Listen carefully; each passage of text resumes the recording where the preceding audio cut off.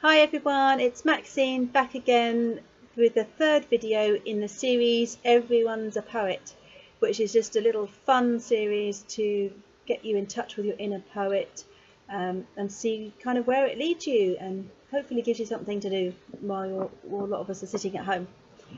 So the first two videos I would advise that you watch them first, because it's kind of a stepping stone process that I'm doing. So I just started off with an introduction, which is a short video, and then the second one yesterday, which is all about grapefruit, which was about tapping into the 5 physical senses to start to write a poem.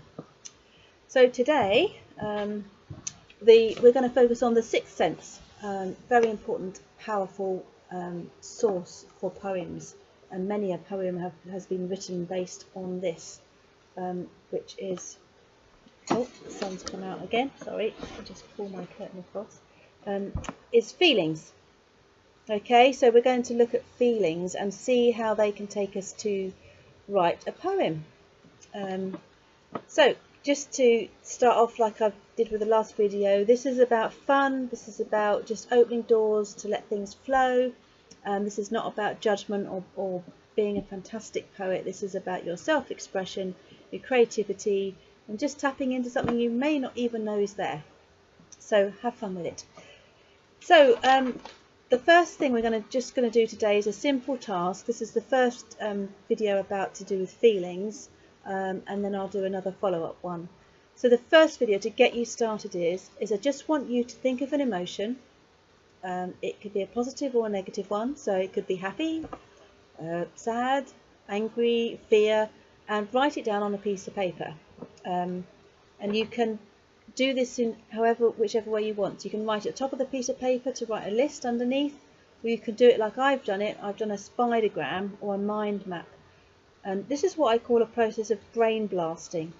So we're not looking for any particular answers, we're just trying to get the flow started and some ideas started. So I did anger, and you'll see I've done a spidergram. I wrote anger in the middle of the page. I was drawn to my red pen, I think because that's the colour I associate with anger, and as you can see I've wrote that as my first word, red. And then I wrote shouting, and I've wrote down here violence, scream, and you might not be able to see it, but it says yell, and it says power. Because when I thought of anger, I thought, yeah, people feel powerful when they're angry, and it helps them to avoid feeling vulnerable, so we often hang on to feeling angry. It's a way we avoid our fear, really. So that's what came to mind for me. And even just sitting here, I'm thinking about how passionate, like anger can be, fiery. It's like a volcano erupting out of you. So there's lots of ways you can go with it. And you'll find that once you start thinking, it's be amazing where it takes you. There might be certain things that you personally recall to do with anger that others won't. So it's a very interesting process. So you can do that with one emotion to get you started. Then you could decide, oh, I'll do the similar thing with another emotion. So do another spidergram, write the emotion in the middle. It might be fear, which is something a lot of us are feeling at the moment, and see where it brings you. So fear for me is cold. It's a cold emotion. It's the energy is very different to what anger is. So you could see where that takes you. And the good thing about this, the good sort of side effect of doing this, is it might trigger some emotions for you. You might start to feel your fear. You might start to feel your happiness. You might start to feel your anger. And privately, in your own space, in your own, you can go and have a feel. It's good to feel your emotions, to experience them and release them rather than hang on to them. Because when we hang on to them, we kind of tend to make bad choices, which we're seeing at the moment, aren't we, with some of the panic buying and things. But anyway, I digress. Anger. So we've got our words. So what can we do with them? Well, we can keep it very simple, like we did yesterday, with the 5 senses yesterday, is we can just take those words and arrange them into a poet form. So I did that. I wrote down red, screaming, shouting woman. Red, screaming, shouting woman. She's strong. I'm scared. So what came to me then, obviously, was I put another emotion in the bottom. I'm scared. So this image is obviously is what's led me to that emotion in the end. So red, screaming, shouting woman. And I've done it in this way because I wanted to emphasize certain words. So red's doesn't feel quite as strong as screaming, shouting woman. You might decide to put woman up on that sentence. So how you do it's up to you. So that's just a very simple start. And like I said yesterday, and this is something I advise all the time, read out what you've written. Okay? And that will tell you, so you get to hear what it sounds like, and that might make you want to make a few changes. So if I read that out, red, screaming, shouting woman, she's strong, I'm scared. I could read it that way, or I could change it round. I could put I'm scared at the top and go, I'm scared, red, screaming, shouting woman. I could do it that way. Now in this I've kept the punctuation to a minimum, so I've just put one comma in after red there, because if you didn't have a comma you would say it differently. So red, if you've got the comma you can emphasize the word red, screaming.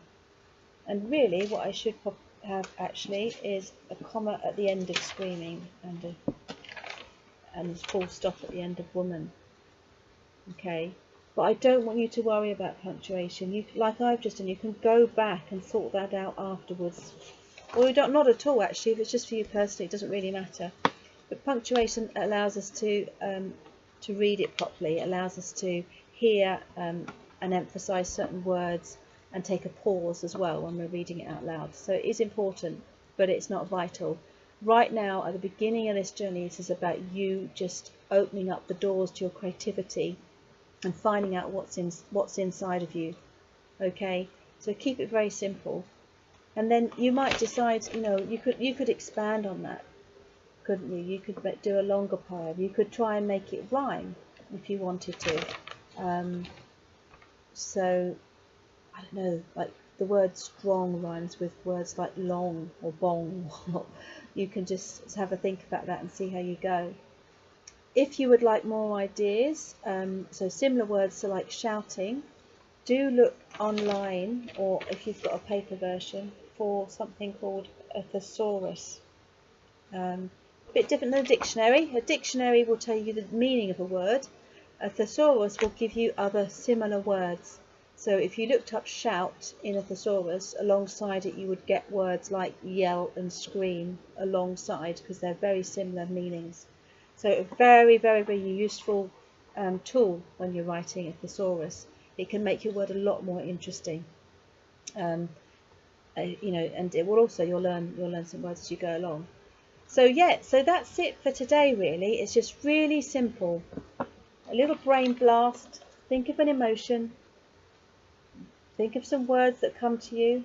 And you can do as little or as many as you want. You can do as little or as many as emotions as you want to. And start off with those words, have your brain blast, and then you can turn them into a poem. Okay? And like I said, at the moment it's just about freedom and doing it any way you want. Okay? So I hope that gets you started on that one. We'll do a bit more about feelings, and as the videos go on we'll look a bit more about different kinds of structures in poem and why people do that and the impact that has on people reading the poem. But we're not going to get too technical. So yep, have some fun with it and good luck with that. I have started a Facebook group called Everyone's a Poet, and you'll see it by the images of, it says poetry. So if you want to post your poems in that group, then please do feel free to do that. I've put some rules down, so if anyone who joins the group is abusive or unnecessarily harsh in their criticism or anything like that, you won't be allowed to stay in the group. But if you're coming on and you just want to post some poems, if you would like any feedback from myself or others, please do ask. And I would ask that people don't give feedback really unless that person's asked for it. But if you would like some personal feedback from me as well, you can send a message and let me know. But it was just a way for me to give you a chance if you wanted to share your poems and see how. I'd be interested actually to know if anyone's doing this as well. Yeah, but just enjoy, have some fun, and I'll see you next time. Bye bye.